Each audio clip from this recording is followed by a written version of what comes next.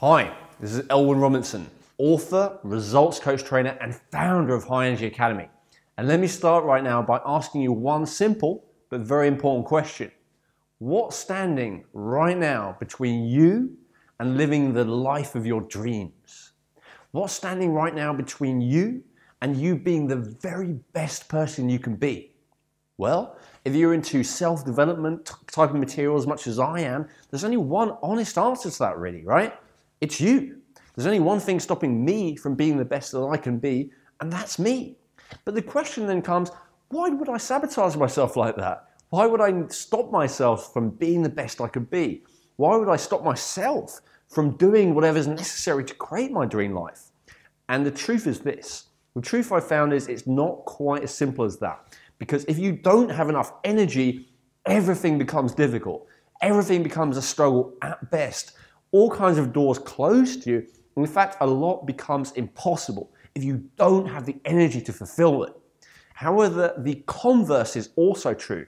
If you do have enough energy, suddenly everything becomes possible.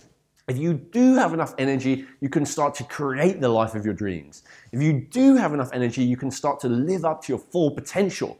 My experience, first of all, spending many years turning my own life around, and then spending many years helping other people just like you to turn their life around and have extraordinary high levels of consistent energy, is that when you do have that energy, anything becomes possible. When your energy is high, you feel more alive. When your energy is high, you can feel more happy. Do you remember any times in your life where you've been really joyfully happy and your energy has been low? It just doesn't happen, right? When your energy is high, you feel safe and secure as well because you know you can handle whatever life throws at you. When your energy feels high, you feel joyful, you feel inspired, you feel enthusiastic, you feel motivated. You don't have to force yourself and drag yourself to do those things that are important through willpower and discipline. You do it because you love it. You do it because you're inspired to do it. When your energy is high, you contribute more to the world around you because you feel as if you have enough to give because you don't feel as if you're just getting by yourself. When you have enough energy, you're more productive, you get a lot more done, and you do it in less time as well. When you have more energy, you grow more, you develop more. You're willing to set challenges for yourself, step outside your comfort zone, become greater, become more than you already are.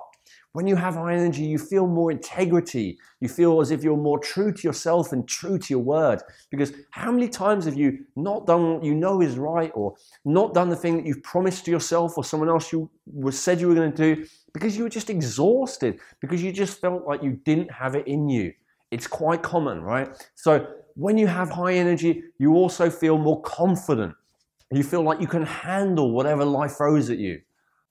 When you have high energy, you have more clarity. You're not confused about things because you know what's going on. You know what's what. It's clear to you. When you have more energy, you connect more easily with other people. Love is really important. The connection is really important. But have you ever had people try and connect to you, reach out to you, and engage with you, and you didn't feel like responding because you just felt drained or exhausted or depleted or tired or stressed out? Well, we all have, and that's where we're losing out of that juice of life, that connection, because we're tired, because we're exhausted. Also, when you have more energy, you can be more successful. I've had the pleasure of meeting people who are very successful in life now, especially in the last few years, and I've never met one yet that isn't highly energized as well. The two things go together. You need a lot of energy to achieve a lot in this world. And of course, when you have high energy, you can be as excited and enthusiastic as me all the time. No, that's just a joke. Not everyone wants to feel as excited and enthused as me, and it's not everyone's style. I've met people who are very high energy consistently, who are very cool and calm and laid back, and that's cool too. It just depends on your style. So here's the thing. We all do our best in life, right? We all do the best we can with the energy we have available to us. But if you feel right now that you would like to achieve more, or you would want to achieve more, or even that you need to achieve more, then it's the lack of energy which is the key factor preventing you from doing that. Now, on the other hand, if you don't have consistently high energy, life can seem pretty difficult, and sometimes life can seem pretty bleak, pretty hopeless. In fact, feeling low, feeling down, feeling depressed, and on the other hand, feeling stressed and feeling overwhelmed are the classic signs that your energy is lower than it needs to be, very low. Now, I know if you're watching a video like this that you have very high standards, right? Probably higher than most people.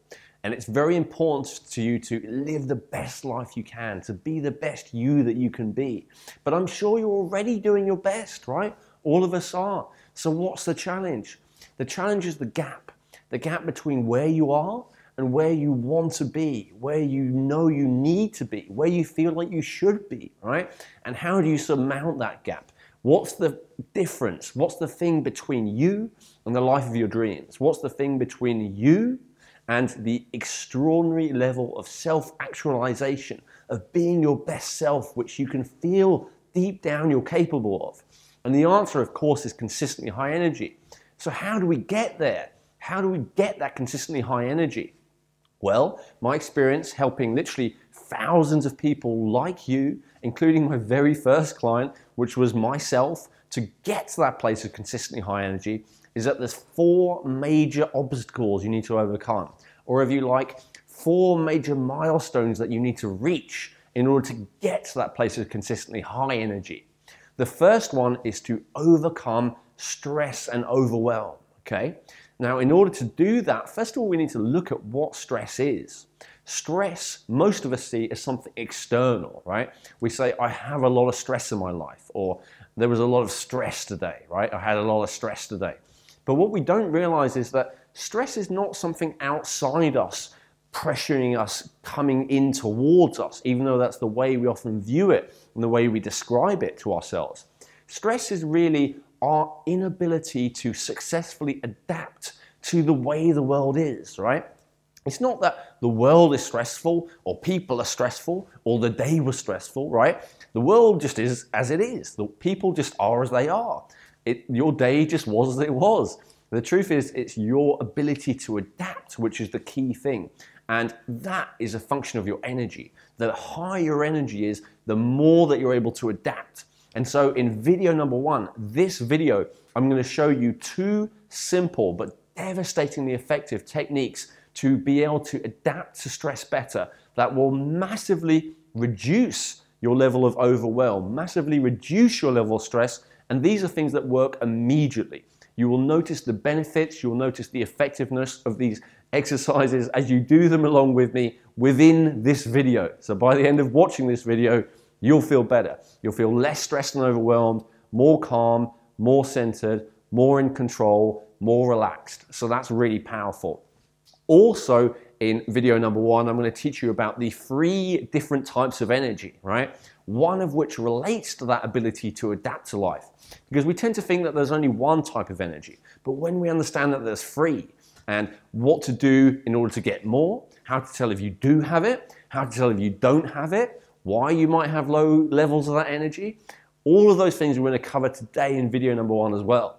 Now, hurdle number 2, obstacle number 2, is people just don't know what to do to have that high level of energy. Or maybe you've been told so much, there's all these different ways that you've been taught to have high energy, and it gets confusing because everyone says something different. And what you're lacking is just a complete, simple, clear, not contradictory, step-by-step system that shows you exactly what you need to do, that makes sense to you, based on reality, not on theorizing, not on obscure science either, but on practical, everyday results. And that's what I'm going to share with you in video number 2. It's called the 12 Laws of Energy. And this has been refined and adapted and distilled by me after more of a decade of research, getting great results for myself, and then getting great results for many thousands of other clients and customers to get that high, consistent level of energy. The 12 laws of energy, the 12 laws of high energy living will show you exactly how to do that. And that's coming up in video number 2. The third milestone, once you have dealt with your stress and overwhelm, right? So you can even face what you need to do. And then you've found what you need to do. What's next? That you're done, right? Once you know you're done. Well, not quite. Not in my experience. Experience tells me that knowledge is not enough. Experience tells me that knowledge is not power. Knowledge is only potential power. And what actually makes a difference is when you put it into action. When you put what you know into action, when you implement, when you apply it to your life, when you try stuff out. But what's the challenge there?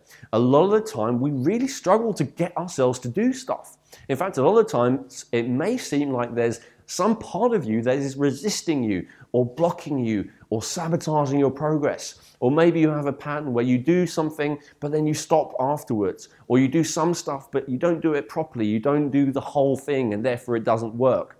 Well, I'm going to show you exactly how to take action and how to deal with that part of you that often feels like it's blocking you, and to take that part of you and turn it into your friend and your ally and have it on your side rather than it being a force which gets in your way.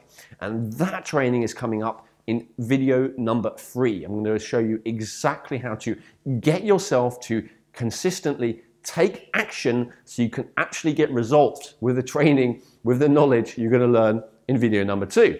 And then in training number 4, which is going to come in the form of a live webinar, I'm going to teach you the final obstacle to overcome, the final milestone to reach, which is to do with acting consistently long term. Because how many times have you ever tried something, first of all, found out something that sounds like it's going to work for you, then tried it, then have it actually be successful, and then after a while just stop doing it? We've all done it, right? I know that I have. And that's because we haven't set in place the proper mechanism inside ourselves to keep ourselves doing the things which are in our own best interest.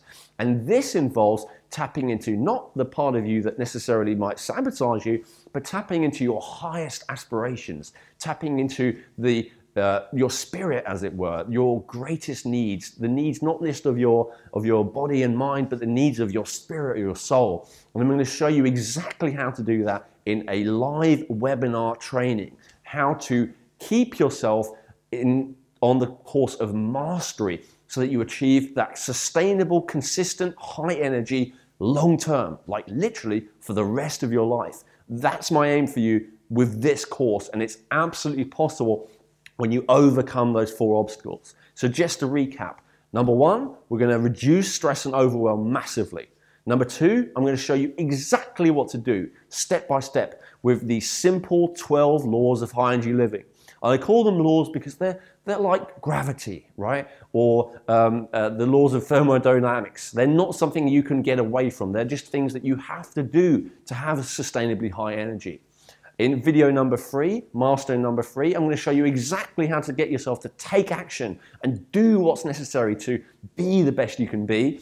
And in training number 4, I'm going to show you exactly how to commit yourself to the path of mastery. Not with discipline and willpower and hard work, but by tapping into those deep drives inside yourself which make you feel fully alive. So in a couple of minutes, I'm going to get into that practical training with you, showing you how to overcome stress and overwhelm immediately.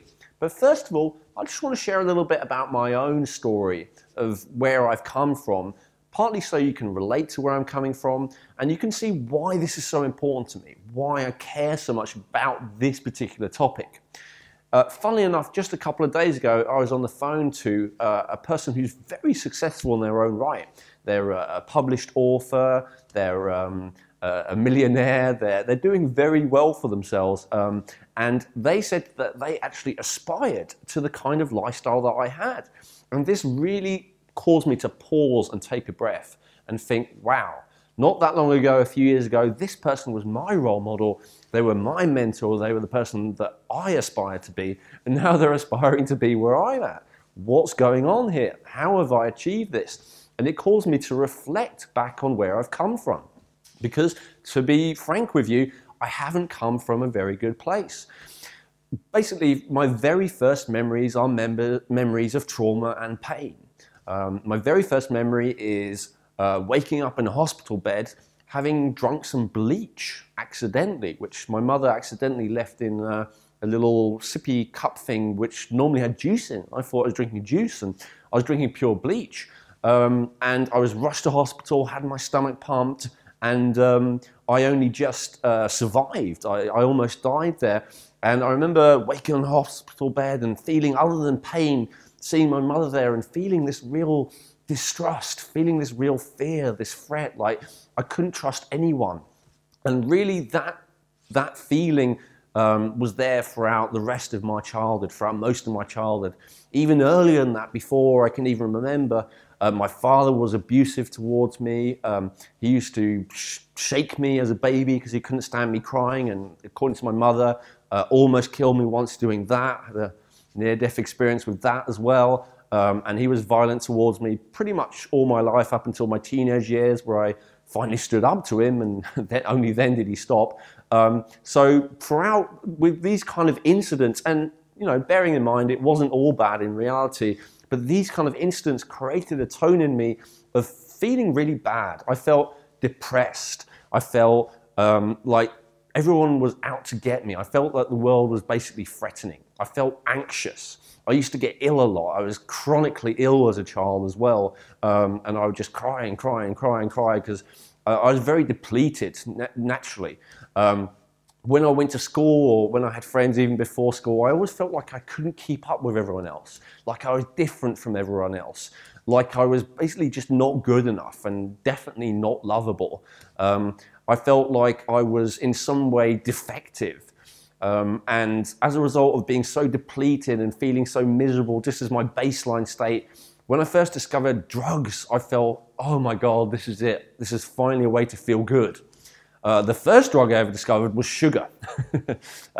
Now, most people actually are fed this from before they can even remember, but I wasn't allowed sugar until I was kind of like 5 years old. And even then I wasn't allowed it, I was just going to school and other kids would give it to me. And I remember when I first tried sugar, what a revelation. It was like, and as far as I'm concerned, sugar is the gateway drug of all gateway drugs. It's the first thing that gives you a high, and what a high I had. Of course, this was followed by a crash and I felt really bad, but this led to an addiction to sweets. And I remember, even like a junkie, like a drug addict, I would sometimes steal in order to get my fix of sweets. It was really powerful. And then, of course, I felt incredibly guilty about stealing. And I felt very scared about being found out. And there was just like this endless misery around this particular issue. But really, I just wanted to feel good for a few minutes or a few hours. That's really the root of it. And as is the root of all addictions. And then when I was a teenager, I discovered, maybe the age of 12 or so, in fact, I discovered coffee, and that felt like the next level because that made me feel just super alive and super alert and awake, and thought that was fantastic. And a couple of years later, I discovered cigarettes. A year or two later, I discovered cannabis and alcohol, and I just thought, awesome. At last, I can keep up with people. I can feel really good. I can go out and I can smoke and I can drink. And when I drink, I'm not depressed and miserable anymore. And when I smoke and drink coffee, I feel awake and alert, and I feel like I can actually keep up with people. And before long, though, all of this drug abuse, and I was doing more than most people, and most people do way too much, so I was doing way, way too much, really started taking its toll. And I started to feel more and more withdrawn from the world. I was actually quite intelligent as a kid, but I dropped out of school and took a minimum wage job, doing something really tedious, to be honest, for a while, working in a factory, and then became a chef, but which was a little bit more creative, a little bit more interesting, but still pretty much a minimum wage job. And throughout my teenage years and 20s, I basically was just struggling to get by. I was living week per week, paycheck by paycheck. I was feeling very lost, very alone, very without a purpose, like I didn't have a place in the world, like no one really cared. Sometimes they did, but I just didn't let them in because I was so guarded and so scared. I was scared all the time. I remember as a teenager, I would like walk, if I was walking along the road at night and someone was walking the other way, I would cross the road just to not have to walk past them, to avoid them. I was so scared all the time, and it was just my normality. And thank heaven there was something within me or if you believe in God or a creator or something like that, you could say I had some kind of flash of inspiration from something which told me that there was more to life, that it was possible to do something better, that it was possible to not live in this miserable day-to-day, just getting by and struggling and getting more and more depleted way at best. And I was struggling to find what that was. But in the meantime, I was abusing my body more and more and feeling worse and worse. And it got to the point in my mid-20s where I was already decaying rapidly. I knew, that there was a high possibility of it. My mother had had cancer 3 times, and on the 4th occasion that she had it, she actually died of it when I was 25 years old, 24. My father was out unemployed most of my early life, collapsed with chronic fatigue syndrome, ME, which he was diagnosed by a doctor. It took him over a decade to overcome that. And I knew if I carried on going the same way as they had been going, I would end up collapsing too. And it was starting to happen. My hair was starting to fall out in my mid-20s. My teeth were really rotting. I remember one morning waking up and seeing my tongue in the mirror, and it was like grey from all the smoke from the amount that I was smoking. And I looked completely white as a sheet. A lot of people, even my friends, people who like me, said I looked like a zombie. Like they wasn't sure if I was alive or dead when I was asleep. So I was in a pretty kind of wretched state. And one day I just had a realization. It was a day when I was actually cooking. I was at work preparing food, and I literally couldn't stand the smell of the food anymore. It was making me feel sick, and I just quit that job there and then and said, you know what? And because I'd been ill so many times before that, and I quit the job and said, I have to find a better way. There must be a better way to live. And I made a decision there and then that I was going to do whatever it takes to deal with this thing. I was going to get energy or die trying. I was going to live the life that I was meant to live or die trying. I was going to be the person who I was meant to be or die trying. And whenever I've heard people who have achieved extraordinary things or overcome extraordinary obstacles or both, they always say the same thing, that they made that decision to do whatever it takes to overcome, to do whatever it takes to achieve what they wanted to achieve. And that's what it was for me, because something in me told me I knew that energy was the issue. I knew if I had enough energy, enough vital energy, enough reserves of energy, enough confidence, enough harmony within me, ability to deal with stress, I knew I could do it. See, at the time, the doctor had just told me that all my issues were down to stress, and I said to the medical doctor, what do I do about it? And he just turned it back on me. He said, well, what are you going to do about it? And I said, well, maybe meditation, yoga stuff. And he was like, do you think that'll work? I'm like, well, this kind of seems to make me just about be able to cope. And he's like, you need to find something better. And I was like, yeah, I do. But I didn't know what that was. However, through sheer persistence and dogged determination, I did what all the normal alternative practitioners tell you to do to get healthier. And to be honest, none of it worked. I quit all the drugs, I quit all the bad foods, and I felt worse than ever, and I was more ill than ever. And I felt like I'd given up every pleasure in life, and everyone else thought I was crazy, and I felt worse. It was terrible. And thank heaven, at one point, I made the decision that I was going to seek some help. I sought out a practitioner who understood, in my case, it was about Chinese medicine, although that's not necessarily going to be the case for everyone else. And that helped me to get some distinctions to understand what was going on with me. And with that understanding and some of those practices, I tried many other things. I tried many types of diets, many types of cleanses, many types of practices, many types of supplements, many types of substances. I've tried everything, and I know what works and what doesn't work. And I found that there are just a few key distinctions that make all the difference. Now, at this stage, I started to feel so much better that even the people who knew me really well were really sitting up and taking notice. They were like, wow, you seem so much better, Owen. You look so much better. You sound so much better. You're acting so much better. How are you doing it? And I just started sharing. This is how I did it. This is how I got better.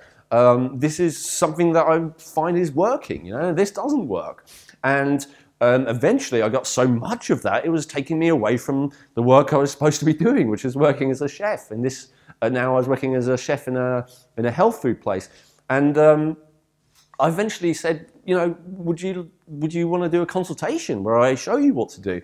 And when I started doing that, I started taking it really seriously. Like, wow, people now are relying on me for advice. So I redoubled my efforts to find out everything I possibly could. And over the years, I've carried on working on my own personal mastery and my own personal development. And I'm now at the stage where my health is better than it's ever been. I look better than I ever have. I look a lot better now as a 32-year-old than I used to as a 22-year-old. I feel better than I even thought it was possible to feel. And I am much closer to being the best person I can be. And I am very close to living my ideal life. Even just 3 or 4 years ago, I created detailed goals for exactly what I wanted to achieve. Speaking to you right here, right now, I'm living those, right? And I know it's possible. And I know the thing that was stopping me before wasn't a lack of willpower. It wasn't a lack of caring. It wasn't a lack of awareness. It was a lack of energy. I knew what I wanted, at least to some degree. I knew what was the right thing to do, at least to some degree. I cared about myself, about other people, about the world, but I didn't have the energy to make it happen. So if you can relate to that at all, that's really important for me, that you understand where I'm coming from. And I'm not, one of those experts who understands things in theory, but has no idea about real life. As a result of doing what I've done, I've now worked with thousands of people. I've got incredible results for clients who have literally tried everything and been unsuccessful. In fact, that's what ended up being my speciality. I help those people who had tried everything else which is out there and who hadn't got a result. My specialty is really getting results, okay? Not defending my own unique belief system, which unfortunately most experts are into, just being right, but just doing whatever it takes to get a result for the client. And as a result, I even ended up getting a lot of clients who in themselves were health experts or personal development experts, or people who were in themselves role models and teachers would come to me for advice because I was famous for being the person who got them results. So that's my story in a nutshell. I hope it helps you to understand where I'm coming from and why it's so important for me to share this with you. First of all, because this is what I do best. But second of all, because I'm convinced from my own experience and from so much feedback from the people I've helped that this is the thing that makes a difference. See, not everyone has come to me initially asking for more energy. Sometimes they wanted to lose weight or get better skin or deal with this health challenge, but they've all found the same thing. Once they increase their energy and reduce their stress, everything changes and life gets so much better, it's hard to even imagine. I couldn't even imagine 3 or 4 years ago when I was first setting goals for my life, how good life could get. I couldn't imagine that life would be as good as it is for me right now. And again, I say that not to boast, but to show you what's possible. When you have high levels of energy, extraordinary things, probably even possibly outside your imaginings, are possible in my experience. Now, while it's true to say that just knowledge is not going to get you results, it's also very true to say that just acting from a place of ignorance is not going to help you either. And that's exactly what I was doing until I started to get success. So the thing that really made the difference for me is to understand the distinction about the 3 types of energy. That you don't just have one type of energy, you actually have 3. Now, number 1 type of energy I call everyday energy. Now, everyday energy is the type of energy that's the most easy to understand from a Western mindset. And this is basically the energy which in science we would call ATP. It's cellular energy. It's the energy that you use to do everything, to move, to speak, to breathe, for your brain to act and do what it does. Everything that you do requires everyday energy. And the everyday energy that you have very simply comes from 2 places. It comes from the air that you breathe and the nutrients that you absorb and assimilate. Now, I put it that way rather than just saying the food that you eat, because if you eat food that you're not digesting, then that's not giving you energy. But the nutrients that you do absorb and that you do assimilate provides your everyday energy along with oxygen. However, There's far too much emphasis placed usually on food and nutrients and not nearly enough on oxygen, on the air we breathe. And there's a very good reason for that. Throughout most of our evolution as a species, we've had an abundance of fresh air at our disposal, and we've breathed properly throughout most of our evolution. And what we haven't had access to is an abundance of food. Food was a scarce resource. And so still our mind is constantly trained to be looking at food. However, the reality is that our situation has completely shifted, and now we have an abundance of food, and most of us do not have an abundance of fresh air, because for the first time we've been able to insulate ourselves from the natural world, and we don't have an abundance of oxygen even if we do have fresh air, because we don't breathe correctly, which is related to stress, which you're going to learn about in a little bit. The more stress and tension and trauma you hold in your body, the more shallowly you breathe and the less oxygen you take in. So we're kind of trained to think of food as energy for that very simple reason. But even scientific facts can clearly demonstrate that most of our energy, in fact, doesn't come from food. For instance, did you know, in terms of glucose, which is a simple sugar and the most simple unit of nutrient energy, which science would normally look at, 1 unit of glucose, if your body is anaerobic, meaning if your body does not have enough oxygen, will produce 2 units of ATP, 2 units of cellular energy, which I'm calling everyday energy. However, if you were to take the same unit of glucose and your body is oxygenated, your body does have an abundance of oxygen, your body's aerobic, you can then create up to 38, right? 38 units of ATP from 1 unit of glucose. So I would say, even though it's not the way Western science would normally frame it, that it's true to say that 1/19 of your energy comes from food, and 18/19 of your energy, potentially at least, if you're living at your fullest capacity, comes from oxygen, right? Comes from the air that you breathe, which is why most spiritual systems in the world equate breath with life, okay? In fact, another common statistic which would really hammer the point home to you, how long can you survive without food? You may feel like it's only a few hours, but the reality is you can probably last a few months and maybe even longer. How long can you last without water or some liquids? A couple of days normally at the most, right? But how long can you survive without oxygen? For most people, it's just 2 minutes, okay? So from over 2 months without food to just 2 days without water to just 2 minutes without oxygen. It shows you just how primary oxygen is, but our brains aren't trained to understand that, to notice that. So, however, we do need both. We do also need nutrients. There's a full gamut of nutrients that we need. So to have high levels of everyday energy, we need high levels or the appropriate levels of oxygen and nutrition, right? When we do have high levels of everyday energy, we have an abundance of vibrancy. We have high vitality. Our immunity is high. We tend to also feel light. We feel energized. We feel almost buoyant, like elated, excited, inspired. Those are signs that you have high levels of everyday energy. On the other hand, if you feel low, if you feel depressed, if you feel like gravity is pulling you down, if you feel like it's a struggle just to get up and do things, if you feel like you are kind of hidden from the world or you just want to hide from the world, those are classic signs that your everyday energy is low. On a more physical level as well, if you have respiratory issues, if you have digestive issues, if you have immune system issues, if you have blood sugar issues, all of those tend to be signs that your everyday energy is not operating at peak efficiency. Okay, so that's everyday energy. Next, you have adaptive reserve energy. And adaptive reserve energy is energy number 2. Now, adaptive reserve energy is completely different from everyday energy. Because whereas you get your everyday energy from the food that you're eating at the moment and the air that you're breathing right now, you get your adaptive reserve energy before you're born. That comes from your parents. A lot of the time in the West, we would describe that as your genes, okay? You either have good genes or you have bad genes.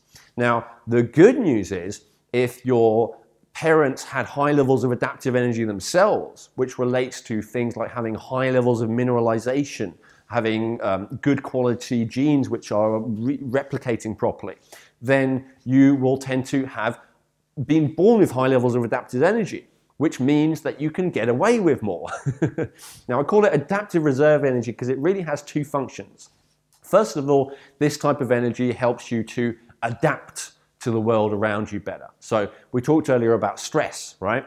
Stress isn't really something that's out there getting you. It's the way that you are responding to the way the world just is, right? So the higher adaptive reserve energy, the more you easily go with the flow, the more you can easily respond and react to things appropriately without getting stressed by them, without getting overwhelmed, without getting anxious, right? This is often adaptive reserve energy, by the way. You start off with your highest amount. You have another bit of a peak when you go into your teenage years, when you first become reproductively capable, and then it just tends to get lower and lower. And it's your choice whether it gets lower quickly or whether it gets lower more slowly. But this is why elderly people especially are famous for being resistant to change, right? They like everything to stay just as it is, because eventually we all run out of adaptive reserve energy. And when you do, you are much more resistant to change. You get stressed very easily, okay? The other thing is that it's your reserve energy, okay? It's your reserves, it's your backup supply. I like to think of this as, say, a savings account or a credit card. So if we go back to the issue of you getting it from your parents, if you got a large amount of adaptive energy from your parents, that's like being born with a big inheritance or being born with a big trust fund. The advantage of that is that you have that as a safety net. The disadvantage of that is that often that you don't learn how to cultivate your own money, in the case of that, right? You don't learn how to cultivate your own reserves of energy. And so because of that, by the time it runs out, most people who start off with high levels, yes, they can get away with more. They can abuse their body more. They can push themselves harder. They can go with less sleep. They can take more drugs. They can do more feats of endurance. But in the end, they get more. When they get depleted, they're going to find it really difficult to learn a new way of life. Whereas those of us like myself who started off with very low levels of adaptive energy, because my parents too were depleted and unhealthy and easily stressed and low on reserves, because I started off with low reserves, I ran out very quickly or got low, unbearably low very quickly, and I had to learn earlier in life to get high amounts. In the same way that if I which I was born without an inheritance of any kind or savings of any kind, it forced me to learn how to create value in the world so I could pay my own way and earn my own money, right? So it's something similar like that. So the challenge of having high levels of adaptive reserves when you start is that it's easier to get into debt without realizing it because you're just used to having an abundance, right? The benefit of starting off with lower levels is that you learn to get your own more easily. So yes, adaptive reserve energy is something that you get from your parents, but it's also possible to cultivate more and to get more and to conserve more what you have. And part of this training is going to show you exactly how to do that. Now, one of the things that depletes that adaptive reserve energy more than anything else is stress and overwhelm. And that's why that's one of the first things that we're going to tackle in the practical section of this video, how to deal with stress and overwhelm. The different organ systems that the adaptive reserve energy relates to are in the brain, the kidneys, the adrenal glands, the bones, joints and tendons, the central nervous system, and the reproductive system and hormonal system. Now, what does that mean? In practice, it means when your adaptive reserve levels are high, your brain functions well, first of all. You have great clarity, you remember things easily, your ability to work things out is great. Okay? When you have high levels of adaptive reserve energy, your endurance is high, which relates to the kidneys. You tend to be able to go on and on and on, whereas someone else might collapse, right? When you have high levels of adaptive reserve energy, your adrenal glands are strong and you don't get stressed by things easily. It takes a lot to stress you out. When you have high levels of adaptive reserve energy, your hormonal system and your reproductive system work well. So your fertility is good and your sex drive and libido is appropriately good. Although if it's really overstimulated, that's not great either. As with the adrenal glands, we want to have a nice balance. And your bones, joints, and tendons will feel good, and you'll be strong, and there'll be no pain there. However, if your adaptive reserve energy is low, it tends to be the other way. You tend to get a brain fog. You tend to struggle to remember things. You tend to have a lack of clarity and procrastinate. You tend to have low endurance. You tend to get worn down more easily and feel more of a desire to rest and feel less rested by rest. You know, if you get very low, then often even when you rest, you don't feel any better once you've finished. When your adaptive reserve energy is low, you tend to get stressed very easily. When your adaptive reserve energy is low, you tend to have reproductive issues and or issues with your libido and sex drive. When your adaptive reserve energy is low, your wound healing and ability to recover and repair and recuperate and regenerate and rejuvenate yourself tends to go down. When your adaptive reserve energy is low, your drive and your confidence tend to be low. Also, on a more feeling level, when your adaptive reserve energy is high, you tend to have more confidence. You tend to have more drive. You tend to have more presence. You tend to have more calm, more centeredness, more coolness. People with high adaptive reserve energy tend to have a kind of magnetism about them that draws people to them. It's almost electrifying and very exciting. On the other hand, when your adaptive reserve energy is low, you tend to feel very stressed, very easily overwhelmed, very easily anxious or worried, and that tends to make you not as charismatic to people, not as magnetic to people, and if anything, it's more repellent to people, which is sad, but it's just the way it is. That often the people who need the most help are the most repellent to us because their energy is kind of repulsive, whereas someone with high adaptive energy, their energy is magnetic. And then lastly, we have harmonic energy. And harmonic energy is the type that's the most difficult to understand from a Western mindset, or at least until recently. And recently, we have the ability to map the brain and understand the brain. Now, what's the brain got to do with it? Well, up until recently, scientists and researchers had always assumed that when people are extraordinary in some way, that there must be something different about their brains. They assume that the brain must be bigger in some areas or bigger in general. And similarly, when people are very extraordinarily evil or bad in some way, like, so say a Leonardo da Vinci versus an Adolf Hitler versus an average person, we would assume that there was something very different physically about their brains. And we were quite shocked to find out that in reality, the brain looked pretty much the same. So what could be going on? Well, there's certainly fine-tuning at work there. They're not exactly the same. But the truth is, we would tend to think that in order to be a better person, our brain would need to be bigger or stronger or faster, at least in some areas. But the truth is that the quality of our life tends to be related not to the bigness or fastness of the brain, but to the harmony. So the more that the different brain waves are in harmony with each other, the better we feel, the more successful we are, the better quality of life that we have. One person who's very interested in neuroscience is the Dalai Lama. And him and his group of highly trained, enlightened monks came and had their brain studied. And what they discovered is that they had extraordinarily high levels of harmony in their brain waves, far higher than the average person.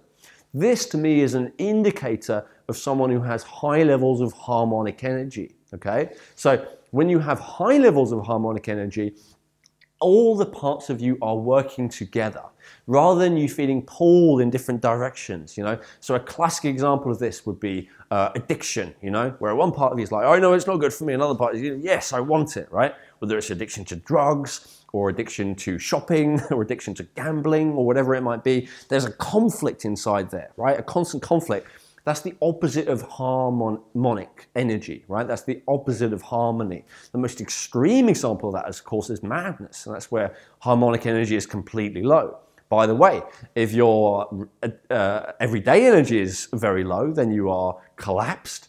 If your adaptive reserve energy is basically gone, then you're dead. And of course, that happens to all of us eventually. Everyone dies. But we want to obviously live as much as possible for as long as possible. We want to live more fully and more time, right? And if your harmonic energy is completely down to the ground, then that's where you tend to have mental imbalances. Now, of course, there are physical reasons for all these, sometimes genetic, sometimes caused by accidents and physical causes, basically. But in all cases, the physical cause still damages the energy, right? So it's the energy that we're looking at here. So high levels of harmonic energy, successful, maybe even awakened, enlightened, like the Dalai Lama, right? Low levels of harmonic energy, maybe addiction, maybe severe psychological problems. And then most of us, of course, are just stuck in between of getting by and doing okay, but also often feeling at conflict within ourselves, right? Where we know that one thing is the right thing to do, but we do something else. So people with high levels of harmonic energy, as I say, tend to be successful. They're often authorities. They tend to be leaders, visionaries. They're people who we naturally look up to. They naturally have a sense of being a good person, someone who you can trust, right? Someone who you know that what they're saying is true. On the other hand, if your harmonic energy is low, you tend to feel like you can't trust yourself, right? Often it means that you have low self-esteem, you have low self-belief. You don't feel like you're an authority in your own world, you know? Like if you say to yourself, I'm going to do something tomorrow, you know that you probably won't do it, right? If you say to yourself, I'm going to stop taking this substance or gambling or whatever it is, you know that you probably won't. You'll probably carry right on doing it anyway, right? It's that low level of trust, that low level of authority in your own world. That's a sign that your harmonic energy is low. Now, the great news with all three types of energy is it's absolutely possible in my personal experience, both, first of all, helping my very first client, me, and then thousands of others like me and like you afterwards, is that it's absolutely possible even to get from having any of these energies be very low to having them be very high. You know, I've had the pleasure of having my brain tested by top neuroscientists. In fact, in the High Energy Academy online course, I show you that because I don't think you should take advice from anyone unless you've seen inside their brain. And it shows there's no sign of depression, no sign of addictions, no sign of obsessions, no sign of even of trauma or a fear or stress or any of the things that you would expect from someone who's been through what I've been through, what I've shared with you, right? How is that possible? Through cultivating harmonic energy is absolutely possible, right? Same with all the markers for adaptive reserve energy. I've gone from when I first went to see someone who's an expert in Chinese medicine, they said my adaptive reserve energy was lower than they'd ever seen in someone my age. And of course it showed in my results in life, the level of depletion I was experiencing, the high level of stress I was experiencing. And I've completely turned that around too. And the same with everyday energy. So yes, it's absolutely my experience that it is possible to turn around all three. But we need to understand that all three exist and we want to cultivate all three in order to experience that extraordinary level of energy, in order to experience that extraordinary quality of life, in order to be the best person that we can be, and in order to create our ideal life. We need all three levels of energy high. Now, at this stage, I'd just like to make one thing really clear to you, and that's that right now I'm very excited to share this message with you, as you can see, right? This infuses me. I'm in the zone. This makes me feel good. This makes me feel alive. However, high energy doesn't necessarily mean that you're bouncing off the walls all the time. In fact, it means that you definitely won't be, right?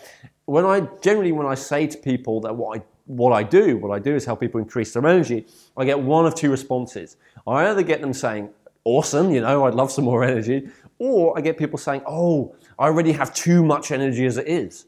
And this is like curious to me, like, oh, too much energy? Is that actually possible, right?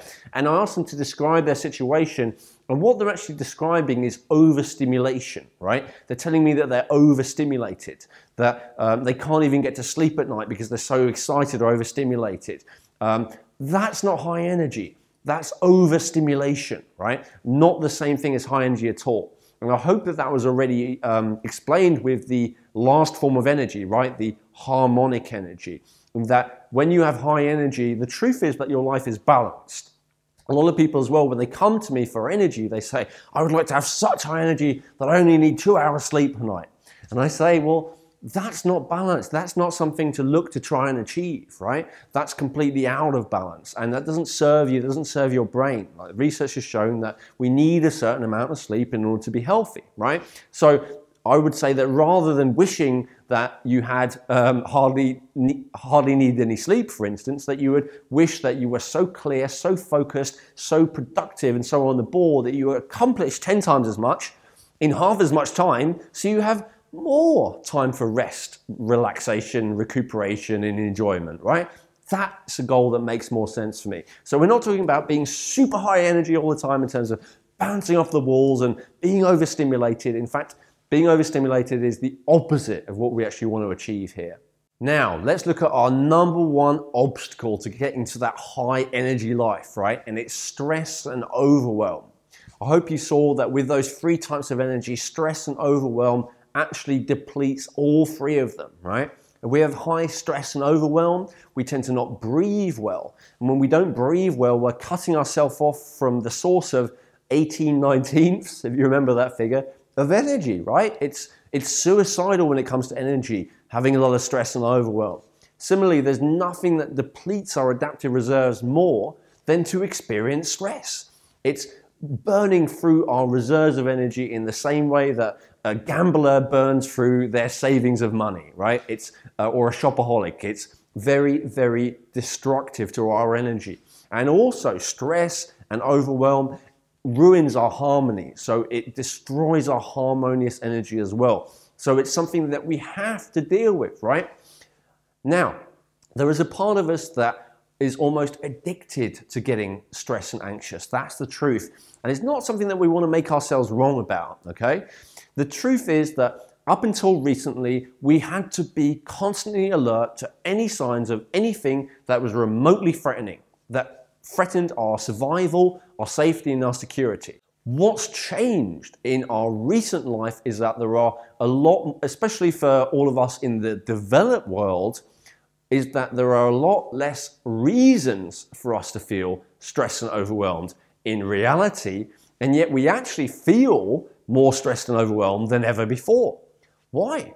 Because of media, right? Because although media and the internet is a great gift in many ways, one of the things that all successful advertisers and all successful news people and all successful TV show and movie creators know is that our mind prioritizes fear above and beyond all else. So we look for what's scary as a priority. So if you want to sell a newspaper, make the headline scary, right? If you want people to tune into your news broadcast, give them reasons to be afraid. And so while our actual reasons to actually be scared and overwhelmed have gone down massively, our ability to find something to be scared about has gone up massively exponentially, because at any point we can just look at our iPhone, look at our computer, look at our TV screen, talk to anyone who is doing any of those things, and they will instantly give us, if we let them, many, many reasons to be afraid. So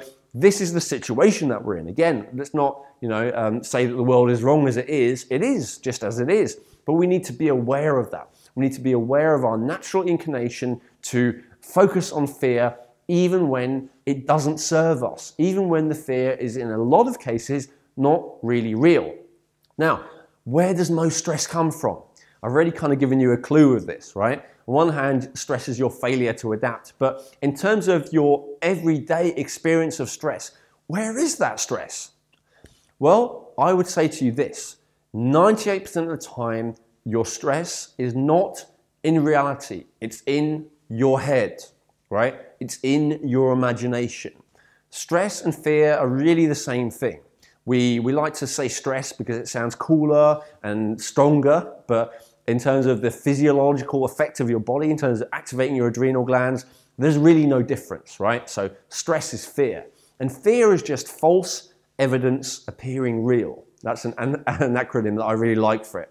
Now, of course, there are occasionally real things that there are to be stressed about. There are real things to be afraid of.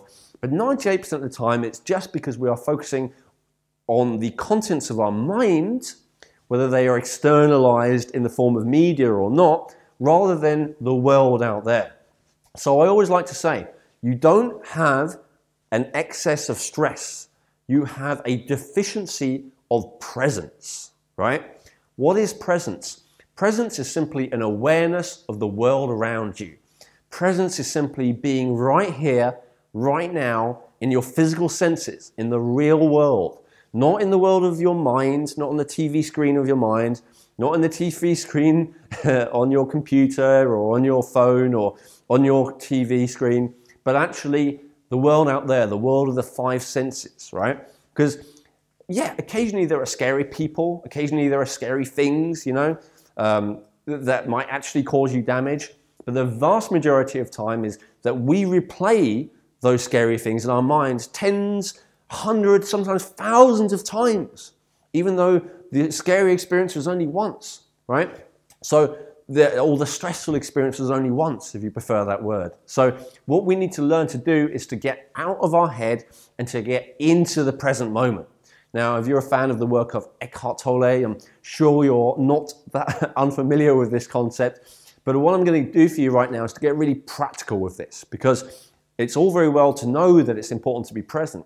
Oh, and by the way, the more present you are, does that give you more reasons to be afraid or less? I would say less, because most of the time we're so stuck in our head with imaginary fears, we ignore the real things that we actually should be afraid of, right? We don't even see them because we're so in our head. So when you are more present, you are more aware of the real threats and you are less focused on the threats that actually don't exist, except for in your imagination, or maybe they existed but a long time ago, or maybe they will exist in the future but they haven't happened yet, all of that stuff, right? And you're more just aware of the actual threats to your survival, which may be going on occasionally right here and right now. So you actually increase your chance of survival and you increase your chance of being safe when you become more present. Now, the most important key to being present is the way that you breathe. You see, all of us start off as babies being present, right? No one starts off stressed, although we may start off depleted. And we all breathe in a certain way as a baby. We breathe from the abdomen. But then as we become stressed, as we become traumatized, as we become self-conscious in terms of our feelings of maybe being judged by other people, we train ourselves and we automatically start to breathe more and more from the chest. And a breath from the chest is a shallow breath.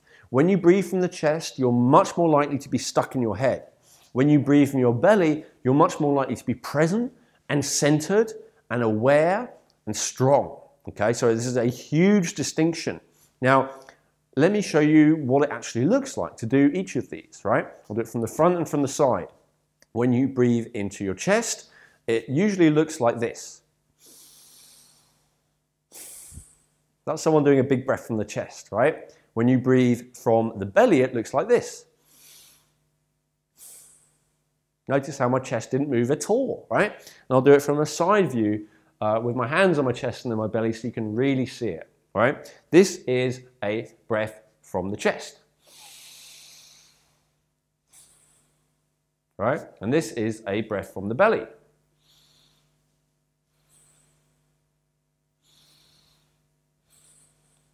Right? So the important thing to reduce stress and overwhelm and to increase your level of presence and centeredness and confidence is to learn to breathe from the belly. If you really struggle with that, then any good body teacher will show you how to do it. Any good yoga instructor, any good martial arts instructor, any singing instructor, most musical instrument instructors that involve blowing on things anyway, most actor or actresses instructors, any of those will show you how to breathe from the belly because it's such a crucial distinction. And what I really highly encourage you to do, other than learning to breathe from the belly in general, is to practice a very special breath that I developed for my clients, which is universally applicable at any time. This is something you can do literally even in the middle of an argument, even while you're driving and someone cuts you up on the road. Any time that you might feel stressed, right? When you get an email of someone demanding something from you, or your boss is approaching you and you know they're going to tell you off, or whatever it is that would stress you out naturally, right? You can do this at any time. And it's called the present breath. And what you do, first of all, you need to just get that distinction of learning to breathe from the belly. And of course, you practice it with the present breath. So what you do is you just stop. You take a deep breath into your belly, and it can be pretty quick. And then you just become aware of the world around you, okay? Become aware of what you see, okay? Be aware of the sounds around you. Be aware of what you hear. Be aware of any smells around you. Be aware of touch. Be aware of your sensations. Be aware of what's going on in your physical body, right? Any sensations inside you. Be aware of your five, and taste as well if that's appropriate. Be aware of your five physical senses. So just stop, take a breath into your belly, and become aware of what's going on around you right here, right now. What do you see? What do you hear?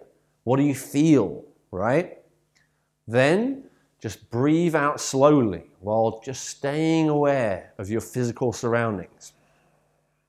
So I want you to practice that with me now. I'll do it from the side so you can really see it. So you're going to stop. Take a deep breath in. Do it with me.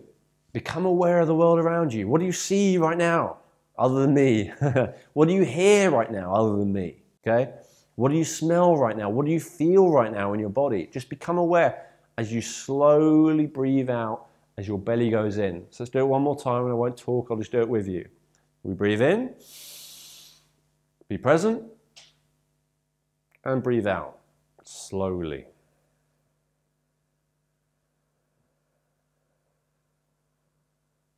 And do it one more time. Breathe in, be present, and breathe out slowly.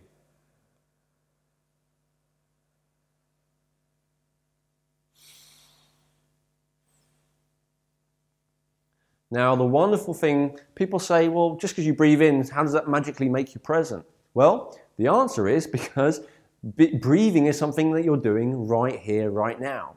So in fact, we could pick any physical thing, but the reason we go for breathing is because when we breathe that way, we automatically become more present anyway, okay?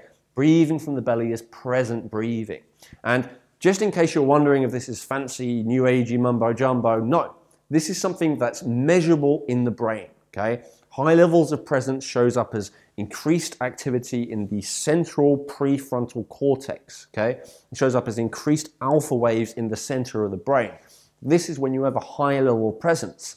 And if you're wondering right now, well, I'm not a present person, Elwin. This doesn't apply to me. Well, you know what? No one in this modern day world of stress and overwhelm is naturally present. It's something we need to learn. And rather than it feeling like it's something I either am or am not, it's something that you learn by doing, okay? When you're doing it, you are it, you're present. When you're not doing it, you're not. So it's cumulative. The more you do this, the more you practice this present breath, the better things get. There are a couple of instances where I'd really encourage you to apply it. Number one is to make a habit of it. So to do it at certain points throughout the day. I highly encourage you to get present before you go out into the world, right? In your morning routine. I also highly encourage you to get present before you eat, right? In terms of your digestion, which most people in the developed world struggle with. That's my reading of it in terms of digesting nutrients properly, even if you don't notice any particular discomfort. The more relaxed you are, which means the more you turn off your fight or flight sympathetic nervous system, and the more you turn on your rest and digest parasympathetic nervous system, the better you will digest. Because the clue is in the title, right? It's rest and digest. So it's great to just stop first thing before you go out into the world, and each day before you eat a meal, breakfast, lunch, and dinner, just stop and say, do 10 of those breaths. Just stop, become present. And then breathe out slowly from your belly. All right, and do that 10 times in a row. That's a great time to practice it daily, habitually. It's massively transformative. Highly, highly recommend it. I've never had anyone do it and say it isn't effective if they actually do it. So I highly encourage you to put that into practice. And how did it make you feel? Did it make you feel better straight away, right? Made you feel, maybe it may have been subtle, but immediately, or it may have been quite profound, but immediately you feel more relaxed. Now, the time to practice it, to really feel the effectiveness of it, is when you're stressed, right? So resolve to yourself that whenever you get those triggers of being stressed, whatever they are for you. So maybe it is the boss approaching, or maybe it's checking your inbox, or maybe it's when you're going out at night, or I don't know what it is, whatever it is for you. Maybe it's driving, maybe it's social situations, whatever it is. When stress naturally comes, resolve to yourself that you will do this type of breath in order to calm yourself. And yes, this is even something you can do in the heat of the moment. And it's when you do it in the heat of the moment, you feel it the most. Like, for instance, imagine that your boss had just come up to you and said something like, "This work is not acceptable." Your boss, your teacher, your spouse, whatever. "This is not acceptable. You're not good enough." That's what we hear when we hear that, right? Now imagine if instead of reacting like, "Who do you think you are?" or "Yes, it is," or whatever argument, what if you were to just stop and breathe? Just go.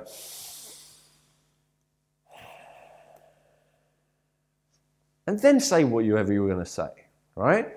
No one's going to mind that. No one's going to be like, "What the hell are you doing?" Right? If you just stop and breathe for a second before you reply to them. What if someone cuts you up on the road when you're driving and you're about to chase them and go right up to their bumper and potentially cause an accident? What if instead of that you just stopped and took a breath like, "Okay, everything's all right." Right? Yes, it was dangerous. Yes, it was stupid. But is it really going to help for me to chase after them, hurling expletives? Is it really going to help for me to jump out of the car and start a physical confrontation with them? Probably not, right? Is it really going to help to get reactive, to get angry? Is it really going to help to get stressed? Almost certainly not, right? So put it into practice, the present breath. It's really massively beneficial. Okay, that was practical exercise number 1. Hugely potentially transformative. Now, instead of focusing on our body, the next thing we're going to focus on is our head, the way that we use our mind, right? This is another key factor with stress. Now, the first thing that I'd like you to do in order to experience high levels of energy and low levels of stress, as well as there's an additional benefit of this practice, that it is a practice done by everyone who is productive and everyone who is successful, right? So double reason to practice this one is to take your to-do list and throw it away. Now, seriously, when I say to-do list, right? Some of us just have a vague list in our head of things that we know we should have done or need to do, right? Some of us have it written down roughly, and some of us have very fancy notebook organizer things. It doesn't really matter. The point is that a to-do list is the wrong thing to be focused on, right? Because in life, whatever we focus on, we experience. And whatever we focus on, we experience more of, right? What we focus on determines the quality of our lives. Now, most of us, most of the time, feel like, even if we know better in theory, like we don't have a choice as to what to focus on, right? But the truth is that what to focus on is one of the only things in life that you really can control, right? You can't control other people, you can't control the weather, you can't control a lot of circumstances in life, but you can choose what you focus on and what you choose to make it mean. And it's super important to do so, because the more you focus on something, the more you have of it. So I would say, in my experience, there are 3 levels, both of success and achievement and of high energy and fulfillment, right? There is the lowest level, which tends to correspond with someone who feels like a victim, right? There is the middle level, which I imagine most of you are in, which is where you feel stressed. And then there is the highest level where you are successful and fulfilled and energized, right? On the lowest level, if you're feeling like a victim most of the time, it's because you are focusing most of the time on the problems, right? And you don't even call them challenges, you call them problems or disasters, right? So you're focusing on what's wrong. If you're feeling stressed most of the time, on the other hand, you are probably focusing on what you need to do, right? That creates stress in your life. And if you are successful, you are probably focusing most of the time on what you want to achieve, on your goals, right? Now, don't get me wrong. You want to spend a lot of your time focusing on the present moment, right? But assuming you are in your mind, And assuming that you have challenges, which we all do, what are you going to do about them? You're going to focus on what's wrong? You're going to focus on what you need to do? Or you're going to focus on what you need to achieve, right? Because each of those create profoundly different feelings. When we focus on being the victim, we get nowhere, right? However, when we focus on what we need to do, it actually creates stress in our body. The neurotransmitters that correspond to it are adrenaline, right, and cortisol, both of which, if they are sustained over time, have been proved to be severely detrimental to health, severely detrimental to longevity, i.e. you'll live less long if you do it, and severely detrimental to energy, right? However, if you spend most of the time focusing on your achievements, both the things you're going to achieve and the things you already have achieved, you'll experience more of the neurotransmitter dopamine. And dopamine is your expectation of reward chemical. Dopamine makes you feel successful. Dopamine makes you feel like you are awesome, right? And we want to experience more of that in our lives. And the truth is, we don't experience more of that by doing more stuff. We experience more of that by achieving more and celebrating more. So let me give you a simple practical example of how this may lay out, something that all of us face sometimes, right? And I won't pick something big and lofty, I'll pick something simple. So what about if you have a dirty house, right? If you have an untidy house and you need to clean it up, right? There are 3 ways you can focus on that very same thing. You can either focus on, oh, everything is so dirty, everything's so disgusting, everything's so disorganized, I'm completely overwhelmed, I'm completely grossed out, it's horrible, it's terrible. And that can be your time, right? And that will end up leaving you feeling fairly hopeless, fairly helpless and disempowered, and basically just bad, right? Maybe depressed ultimately. Or you can focus on all the things you need to do. Now, you may have a big list. Okay, I need to hoover the stairs. I need to hoover the living room. I need to tidy this away. I need to file all these papers. I need to stack all the washing up. I need to I need to wash the washing up. I need to dry the washing up. I need to put away the washing up. Now, what's the problem with that? You get overwhelmed, right? And you're definitely not inspired. If you do end up doing all that stuff, it's going to be because you're going to force yourself with sheer willpower and sheer grit. And what happens with that to-do list, right? You've got that huge list of things to do. You go for each one, and what do you do when you've achieved it? You cross it off, right? You just scratch it out as if it's irrelevant. And then what happens at the end of the day? Inevitably, usually you don't do all of it, and you still got a few things left. And what do you focus on? You focus on the things you haven't done, and you feel like a loser. You feel unsuccessful. Oh, I had a list of 20 things, and I didn't do 3. What a loser I am, because you crossed out the rest. Psychologically, it's a bad idea, right? It's a bad idea to start off with a list of 20 to-dos. It's a bad idea to end the day with a list of any to-dos that are not done. How could we do it differently? Well, you could simply do this. You could write the list of results that you want to achieve, okay? So you could say, number 1, I want to achieve a clean kitchen. Number 2, I want to achieve a clean living room. Number 3, I want all my papers organized, right? Now, it's exactly the same thing. But if you phrase it and if you frame it as an achievement, the way you feel about it, both doing it and afterwards, is completely different. And what happens when you have a list of achievements, a list of results, right? If you achieve one, if you actually clean that kitchen, you don't cross it out and forget about it. You put a big tick next to it, right? Or in my case, I do a big colored marker around it. And I'm like, yes! Give myself a pat on the back, celebrate. I've achieved something awesome. And you know how that makes me feel? Makes me feel great. And it would make you feel great too if you did it that way, right? Same with each one. Now let's imagine you're in the same place. You've achieved 17 achievements out of your 20, right? You've achieved 2 out of 3, whatever it is. Are you going to feel like a loser? Hell no, you're going to feel like a winner. And your experience throughout the day is going to be one of dopamine and energy and motivation, rather than adrenaline and cortisol and stress, because of the way you framed it. So get rid of to-dos and start focusing on what you actually want to achieve. What is the outcome that you actually want? Let's pick a bigger example rather than just cleaning the house, right? Let's say that you don't like your job, right? You hate your job. And so it's a long-term project to do something different. So there are 3 things that you can do. Number 1, which, a lot of people do, and I did for many years, is just complain. My job sucks, I don't like my boss, they don't appreciate me, right? Does that serve you? Not really.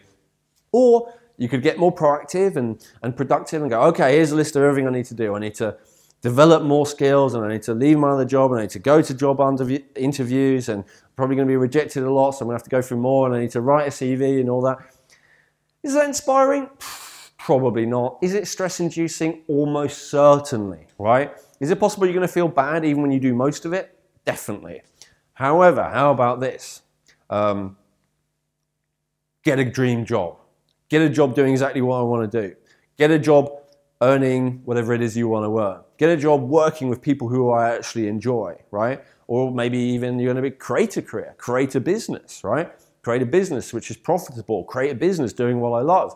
Either way, right? It has a different feeling tone about it. And what if every day you wake up feeling not like, oh, I've got to bring my CV to potential employees, but I'm going to find a job where I'm appreciated, where I am well rewarded, where I am respected, and where I love going there, and where it makes the best use of my strengths, right? How's that going to feel? It's the same process, but the way you feel about doing it and the way you feel afterwards are going to completely transform your way of life and your level of success, your chances of seeing it through to the end, and your level of energy as a result of having done it all, right? Because energy is a precious resource, something we don't have an infinite amount of, especially your reserve energy. You only have a small amount of that, or you may have a large amount compared to some people, but it's finite. That's the point. It runs out, right? So we don't want to invest our energy in something which isn't going to be successful, and we don't want to do it in a way which drains us more than necessary. So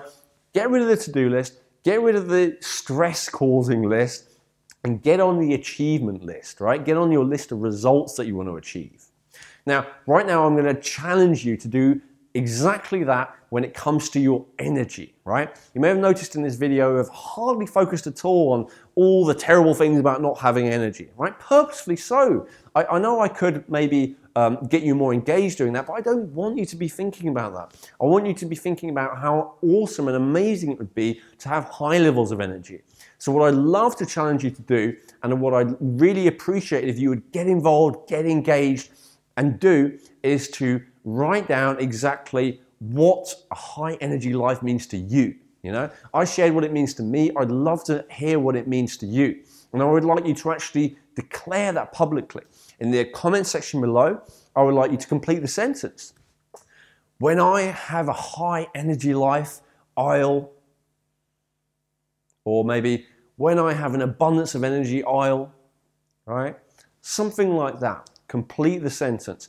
And there's something about declaring that publicly. There's something about saying it in front of everyone that this is what you're going to achieve. This is what you want. This is what it is for you, which will make it far more likely to happen, right? Because I asked you at the outset of this, didn't I? Not just to watch these passively, but to really engage with me. And I've given you the practical exercise of the breathing and your to-do list. But now I want you to look at something bigger than that. I want you to look at creating your ideal life, and this step of consistently high energy being such a crucial one. Clarify it. Get really clear on what the result, what the goal is for you. High energy life for me, it looks like this, okay? It smells like this. It feels like this. It sounds like this. Think about especially involving the senses, right? What will you see when you have high levels of energy, right? What will you look like? What will you hear when you have high levels of energy? What will you sound like? What kinds of things will you say to yourself and to other people, right? What will you feel like in your body? How will you feel when you have high levels of energy? That one's really important, right? Maybe what will you smell and what will you taste as well? What is a high energy life for you? What is it? Really clarify that with this first video. And then in the second lesson, which is going to come up next, I'm going to take you to the next step. In the next video, I'm going to go through with you in detail through the 12 laws of high energy. You're going to learn exactly what you need to do step by step in order to experience those extraordinary levels of energy. And then all you need to know is how to get yourself to do it, which we'll cover in video 3, and how to keep yourself doing it, which we'll cover in training number 4, right? So it's all available for you, and I'm making this available for you completely free because it's so important for me that you do this and get results. This is my life purpose. This is what I do best. This is what I've got the best results at. So this is what I'm committing to achieving for you. But I would like you to return the favor to me by getting involved in actively engaging the process and doing this simple exercise, sharing this, publicly declaring this. Yes, I know it can be a little bit nerve-wracking, maybe a little bit whatever, to do this publicly. But you know what? People who keep goals to themselves, or I understand you don't want to share goals with people who are going to tear you down and tell you it's not possible, but that's not what we've got here. We've got a very, very great group of people. I know that from experience of having done this training before, that I always attract a fantastic group of people who are highly supportive, highly motivated, highly engaged. You've got a great group of supportive people here. Share your aspiration in front of them, and you will find that you will commit to it on a deep level that you may not have done before. It's really important to do that. I'd also highly encourage you to engage in the way of sharing the good news about this, right? I'm sure you know some people who would really benefit from this training. I'm sure you know some people who would really appreciate this training, right? So in that case, I would love you to share this message with them, right? You can forward the email to them. You can invite them personally to enroll. You can send a link to the video, whatever you want to do. You can put it on Facebook, you can put it on Twitter if you use those. Whatever you can do to share this message with people who would appreciate it would be very much appreciated. And again, it's something that makes you feel good about yourself. It makes you feel like you're contributing, like you're making a difference. Because, you know, we don't all need to do videos like this. Before I was doing videos like this, I was sharing other people's videos, right? I was sharing the good news when I found something that really made a difference, something that really is exciting. And in fact, that's a lot of what I'm doing with you now. I didn't come up with all this stuff. I didn't create it. I didn't create it from scratch, like thinking it through.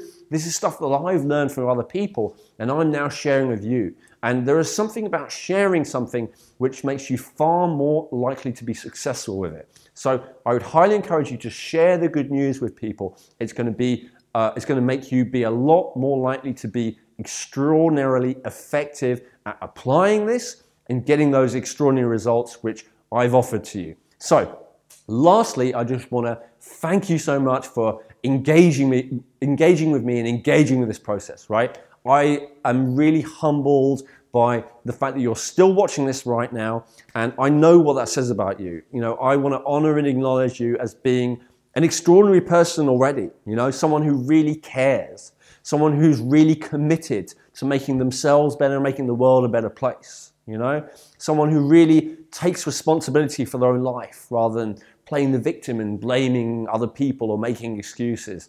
That to me makes you someone who is extraordinary, and I thank you so much for your time, for your attention, and for your involvement and engagement with this. And I promise you, you ain't seen nothing yet, okay? Next, the next training is just gonna blow your mind in terms of the detailed content of exactly what to do. But you know what? What you've learned today is key as well, okay? So start applying straight away. Get rid of that to-do list and create an achievers list instead, and start practicing presence, and you'll be amazed at what happens. So if you do have any questions or comments as well, of course, I'd love you to share those below in the comments box as well. Until the next video, thank you so much. Feel energized, feel alive, be present, and I look forward to hearing from you and seeing you next time.